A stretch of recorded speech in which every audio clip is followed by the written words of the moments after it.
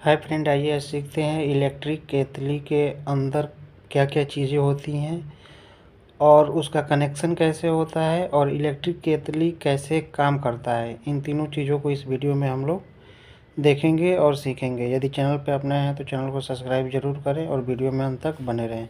चलिए आइए स्टार्ट करते हैं। देखिए, सबसे पहले आपको जो इलेक्ट्रिक केतली होता है वो आपको इस टाइप को देखने को मिलेगा।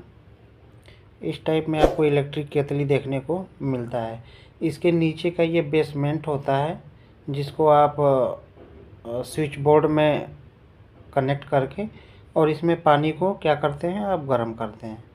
ठीक है। जब तक इस बेसमेंट पे इस इलेक्ट्रिक केतली को आप नहीं रखते हैं तब तक पानी क्या करता है, गर्म नहीं करता है। ठीक है। तो इसके अंदर ऐसा क्या होता है कि जो पानी को इतनी तेज़ी से गर्म करता है और पानी एक कांस्टेंट टेम्परेचर पे गर्म हो जाने पे ऑटोमेटिक वो क्या करता है, पानी गर्म करना बंद कर देता है। तो इसमें ऐसा क्या लगा होता है कि पानी को गर्म भी करता है और ऑटोमेटिक वो स्विच को बंद कर देता है, यानी पानी गर्म करना बंद कर देता है। तो चलिए देखते हैं जो वायरिंग होता है इंटरनल। तो ये जो पोर्शन आपको दिख रहा है ये वाला, ये आप इंटरनल वायरिंग का है। बाकी आपको आउटर से अगर आप बाहर से देखोगे तो इस टाइप का आपको देखने को मिलेगा जो ये है। ठीक है। तो इंटरनल वायरिंग की बात करते हैं। इंटरनल वायरिंग में आपको एक स्विच देखने को मिलेगा, ऑन ऑफ स्विच, जो कि यहाँ पे लगा होता है। यहाँ पे आपको दिख भी रहा होगा। उसके अलावा एक इंडिकेटर मिलेगा, इंडिकेटर बल्ब, जो कि यहाँ पे आपको दिख रहा है, इंडिकेटर बल्ब। और उसमें एक हीटिंग एलिमेंट होता है, उसमें एक हीटिंग एलिमेंट होता है जो कि हीटिंग एलिमेंट होता है जो कि इसका जो बेस होता है, ये जो इलेक्ट्रिक केतली का ये जो नीचे का बेस होता है, इसमें हीटिंग एलिमेंट ये वाला आपको लगा होता है। इसके अलावा इसी में एक थर्मोस्टेट होता है इस टाइप का, जो इस स्विच से जुड़ा रहता है और स्विच को क्या करता है, ऑटोमेटिक ऑन और ऑफ टेम्परेचर के अकॉर्डिंगली करता रहता है। तो देखते हैं कनेक्शन कैसे, इंटरनल कनेक्शन कैसे होता है। तो उसमें क्या करते हैं, सबसे पहले जो हमारा न्यूट्रल होता है उस न्यूट्रल को क्या करते हैं, इंडिकेटर में कनेक्ट करते हैं। इंडिकेटर से जो हीटिंग एलिमेंट है उसमें कनेक्ट होता है न्यूट्रल। फिर वहीं से न्यूट्रल थर्मोस्टेट में लूप हो जाता है और यहाँ से ये न्यूट्रल आप यहाँ पे इसके प्लग टॉप में कनेक्ट कर देते हैं। इसके बाद जो फेज होता है, फेज भी क्या करते हैं, सबसे पहले फेज को हम लोग यहाँ से फेज ले करके और इंडिकेटर में कनेक्ट करते हैं। फिर इंडिकेटर से जो फेज होता है वो हीटिंग एलिमेंट में जाता है। हीटिंग एलिमेंट से सॉरी, ये इस टाइप से ये कनेक्ट नहीं होगा। जो सबसे पहले जो आपका फेज होगा वो आपके थर्मोस्टेट में जाके ऐसे कनेक्ट होता है। ठीक है, थर्मोस्टेट में जाके कनेक्ट होता है। थर्मोस्टेट से क्या होता है, वो ऑन ऑफ स्विच में जाके कनेक्ट होगा। ऑन ऑफ स्विच से हीटिंग एलिमेंट में जाएगा और हीटिंग एलिमेंट से इलेक्ट्रिक बल्ब में जाके कनेक्ट होगा। इस टाइप से कनेक्शन इसके अंदर का इंटरनल कनेक्शन रहता है। अब देखते हैं कि ये कैसे काम करता है। तो काम कैसे करेगा, जैसे मान के चलिए एक अर्थिंग के लिए आप इसमें अर्थिंग पॉइंट भी इसके बेस में, ये जो पीली वाली वायर है वो आप लगा देते हो। ये जो बेस होता है इसमें आप अर्थिंग वाली भी उसमें वायर कनेक्ट रहती है। ठीक है। तो अब देखते हैं कैसे ये काम करता है। जैसे ही आपने प्लग टॉप को बोर्ड में आपने इंसर्ट किया, उसके बाद आप स्विच को ऑन करते हैं, तुरंत क्या करता है, तुरंत जो सप्लाई होता है वो थर्मोस्टेट में जाता है। ठीक है।